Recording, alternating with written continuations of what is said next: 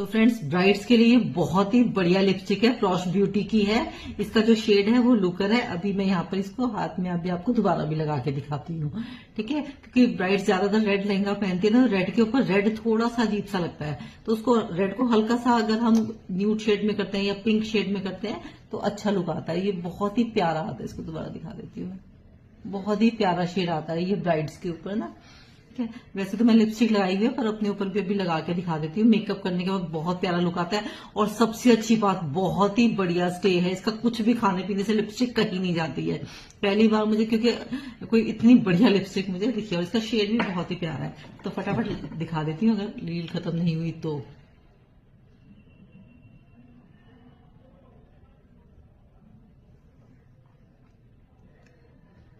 अभी हैवी दिखा देती हूँ थोड़ा सा।